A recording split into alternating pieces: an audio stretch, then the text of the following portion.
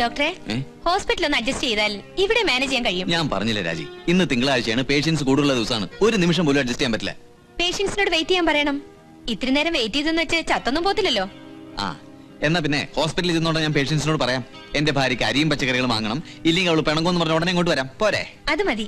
ഇടിക്കരുതേ, ഞാൻ വരുമെന്ന് നീ കരുതിയത്? പിന്നെ ഒന്നുമില്ല, ഒരു മണിക്കൂർ പോയിട്ട് ഒരു നിമിഷം പോലും എനിക്ക് ഫ്രീ ആൻ പറ്റില്ല. സാധനങ്ങൾ വാങ്ങണമെങ്കിലേ തനിച്ചങ്ങ് പോയാൽ മതി, വേറെ പണിയൊന്നുമില്ലോ. പോട്ടെ.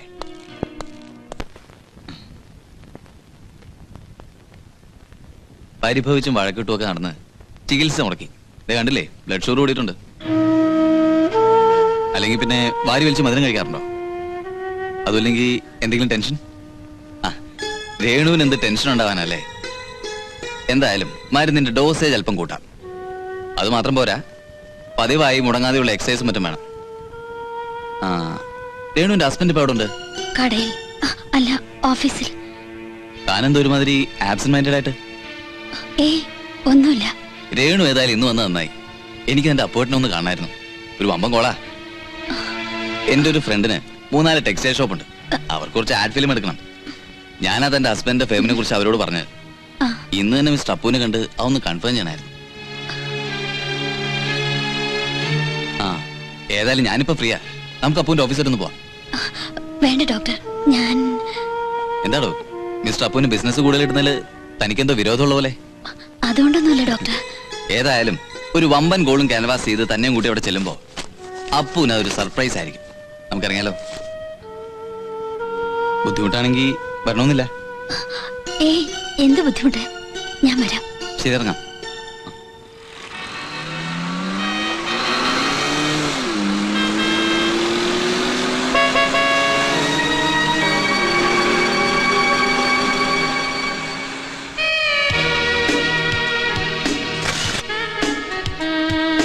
കുറച്ചുകൂടി ചരിഞ്ഞ്, കുറച്ച് കൈയെടുത്ത് വെക്കേ.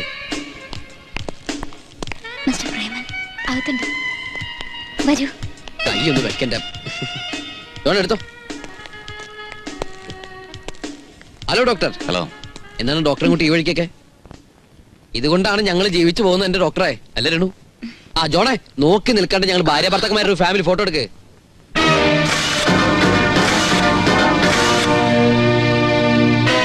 ഭാര്യയെ സൂചിപ്പിക്കാൻ ഇത്ര ചില റൊമാൻസ് ഒക്കെ വേണം, അല്ലേ ഡോക്ടറെ? വന്ന കാലിൽ നിൽക്കാന്ന് വാന്ന്, നമുക്ക് ക്യാബിനിലിരിക്കാം. ഓക്കെ. വാ ജോണേ, നീ ഒന്ന് മാനേജ് ചെയ്തേ.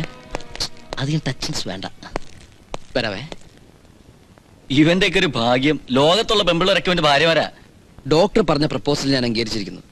ഇന്ന് വരെ ചെയ്തതിൽ വെച്ച് ഏറ്റവും നല്ല ആഡ് ഫിലിം ഞാൻ ഡോക്ടർക്ക് ഓഫർ ചെയ്യുന്നു.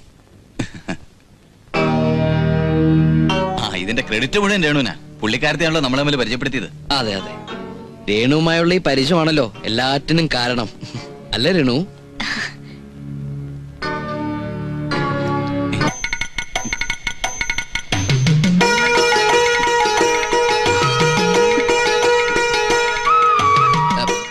അത് ഞാനാണ്. ഡോക്ടർ ചെല്ലുന്നിടത്തൊക്കെ ഡോക്ടറെ നോക്കി ഓരോ കപ്പിൾസിന്റെ ഫോട്ടോസ് ഉണ്ടാവും. ഡോക്ടർ അന്ന് വീട്ടിൽ വന്നപ്പോ നിന്റെ ചേച്ചിയുടെയും ഹസ്ബൻഡിന്റെ ഫോട്ടോസ് ഉണ്ട്. ഇപ്പൊ ഇത് കണ്ട. ഈ സാധനത്തിന് ഓർക്കുന്നില്ലേ, ആശുപത്രിയിൽ വെച്ച് അമ്മയ്ക്കല്ലേ ആട്ടുകല്ലേ പരസ്യത്തിന്റെ ജസ്റ്റ് ഫോർ എ ഡെമോൺസ്ട്രേഷൻ ഞാനിങ്ങനെ വെറുതെ വെച്ച് നോക്കായിരുന്നു. ഇതിന്റെ ലൈറ്റ് അപ്പ് പ്രശ്നമുണ്ടോ, വല്ല കുഴപ്പമുണ്ടോ നോക്കി. നല്ല ഫോട്ടോസ് അല്ലേ രേണു? സൂക്ഷിക്കണം, ആളിത്തിരി ചുറ്റിക്കളെ. ഡോക്ടർ കരുതും പോലെയൊന്നും അല്ല എന്റെ ശ്രീമതി. എന്റെ പ്രൊഫഷനെ കുറിച്ച് ഇവൾക്ക് നല്ല ധാരണയുണ്ട്, അല്ലേ രേണു?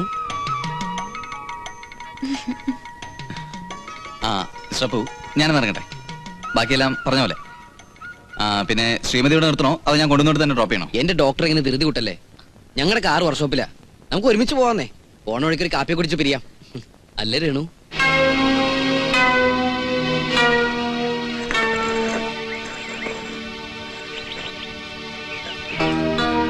ഡോക്ടർ മുന്നിൽ തന്നെ പഥ്യം തെറ്റിക്കണോ?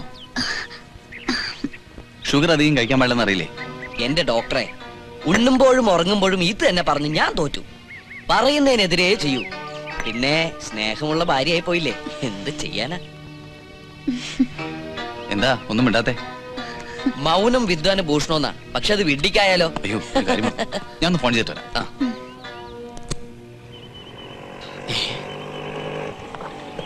ദേ അപ്പുകുട്ടൻ.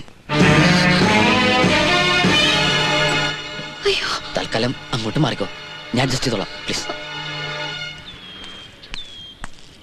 അപ്പുകുട്ട, അപ്പുകുട്ടൻ എന്താ ഇവിടെ? ഒന്ന് ഷേവ് ചെയ്യാൻ വന്നതാ. ഷേവ് ചെയ്യാനോ? റെസ്റ്റോറന്റ് എന്തിനാണോ വരുന്നത്? ചായ കുടിക്കാനല്ലാതെ. അല്ല വൈഫ് എവിടെ പോയി?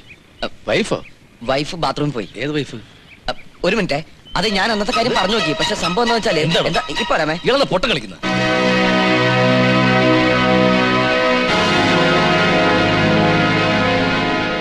ഇവിടെ ഏതാണോ തന്റെ വൈഫ്? അത് പിന്നെ എന്താന്ന് വെച്ചാൽ ഈ ഏത് പിന്നെ ഒന്നും പറയണ്ട. തന്റെ ഭാര്യ പ്രസവത്തിന് പോയിരിക്കാന്നൊക്കെ എനിക്കറിയാം. പിന്നെ ഏതാണോ ഇപ്പൊ കൂടെയുള്ള വൈഫ്? അത് എന്താന്ന് ഞാൻ ഉദ്ദേശിക്കുന്ന വെച്ചാൽ പറഞ്ഞ ഇയാളെന്താ ബട്ടൺ സെറ്റ് കുടിക്കാൻ കൊല്ലാൻ പോവാണ്? അല്ല അപ്പുകുട്ടൻ, ഞാൻ പറയുന്ന കൈകോ. ചെറിയൊരു അഡ്ജസ്റ്റ്മെന്റാ. എന്ത് അഡ്ജസ്റ്റ്മെന്റ്? അത് അപ്പുകുട്ടനോട് പറഞ്ഞാൽ മനസ്സിലാവുമെന്ന് എനിക്കറിയില്ല. പറഞ്ഞു നോക്ക്. ഒരുമിച്ച് ജീവിച്ച ഭാര്യ ഭർത്താവ് പ്രസവത്തിനാണെങ്കിലും കുറച്ചു നാളിങ്ങനെ പിരിഞ്ഞിരിക്കുമ്പോഴുണ്ടാവുന്ന ഒരു അവസ്ഥ, അത് അപ്പുകുട്ടൻ അറിയോ? അറിയില്ല. ആ അവസ്ഥയ്ക്ക് പരിഹാരമാണ് ഈ ഒരു അഡ്ജസ്റ്റ്മെന്റ്. ഏതാ ഈ അഡ്ജസ്റ്റ്മെന്റ്? ഈ അഡ്ജസ്റ്റ്മെന്റിന്റെ മുഖം അപ്പുകുട്ടൻ കണ്ട എന്നെ കുറിച്ചുള്ള സകല ഇമേജും അതോടെ പോകും. തന്നെ കുറിച്ച് അങ്ങനെ വലിയ ഇമേജ് ഒന്നും നേരത്തെ എന്റെ മനസ്സിലില്ല. ആ സ്ഥിതിക്ക് താനിപ്പോ ഒരു പുതിയ ഇമേജ് ഉണ്ടാക്കാനും പോണില്ല. ചായ ഞാൻ വേറെ ഹോട്ടലിൽ നിന്ന് കുടിച്ചോളാം. പിന്നെ ഒരു കാര്യം ഞാൻ പറഞ്ഞേക്കാം, ഈ അഡ്ജസ്റ്റ്മെന്റിനെ കൊണ്ട് അങ്ങോട്ടൊന്നും വന്നേക്കരുത്. ഇത് ഇവിടെ തന്നെ അഡ്ജസ്റ്റ് ചെയ്തോണ്ടാ മതി. ഞങ്ങൾ കുറച്ച് അന്തസ്സുള്ളവർ താമസിക്കുന്ന സ്ഥലം അത്. രേണു അങ്ങനെ അറിഞ്ഞോണ്ടല്ലോ നിന്നെ ആ പഠിക്കാത്ത കയറാൻ സമ്മതിക്കില്ല. നാണമില്ലല്ലോടോ തനിക്ക്? വീട്ടിൽ തന്നെ ദൈവം പോലെ കരുതുന്ന ഒരു ഭാര്യ ഉള്ളപ്പോ. ചേറ്റ. അപ്പൊ പറഞ്ഞ പോലെ തന്നെ ഞാൻ ട്രൈ ചെയ്യാം. എന്റെ മാത്രമല്ല. അല്ല അത് ഓർമ്മയില്ലേ രേണുവിന്റെ ചേച്ചിയുടെ ഭർത്താവ് തറവാട് വീതം വെക്കുന്ന കാര്യത്തെ കുറിച്ച് പറഞ്ഞതാ. പണോന്ന് പറഞ്ഞ ഈ മനുഷ്യ കിടന്ന് ചാവും. ഈ കാർന്നമാര് ജീവിച്ചിരിക്കുമ്പോ തറവാട് വീതം വെക്കുന്ന കഷ്ടമല്ലേ? അല്ല ഡോക്ടർ? അതൊക്കെ ഭയങ്കര ഒരു കഷ്ടമില്ലെന്നേ. കാർന്നമാര് ചാവാൻ പോണല്ലേ? മക്കൾക്കും മരുമക്കൾക്കും ആ സ്വത്ത്.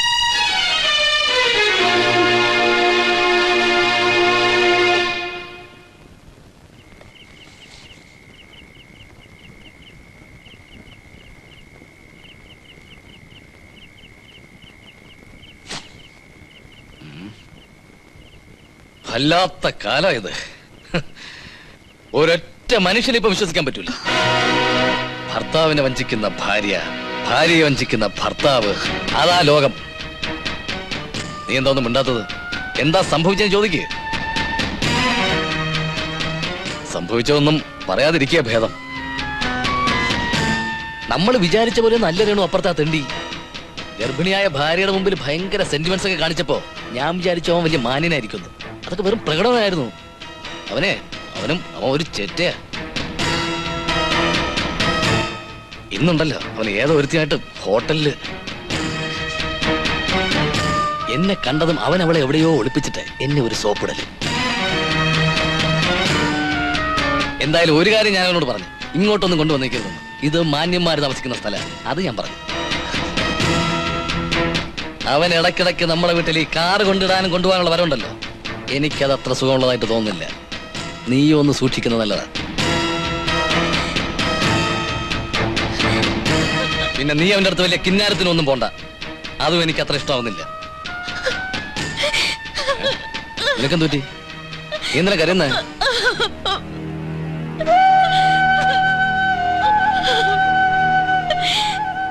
എനിക്കറിയാം നീ എന്തിനാ കരയുന്നെന്ന്. ഒരുത്തൻ അങ്ങനെയാണെന്ന് കരുതി ലോകത്തിലെ എല്ലാ ആണുങ്ങളും അങ്ങനെ ആയിരിക്കണമെന്നില്ല. ഇങ്ങോട്ട് നോക്ക്. നിന്റെ അപ്പോട്ടന് ഒരിക്കലും അവനെ പോലെ ആവാൻ പറ്റില്ല.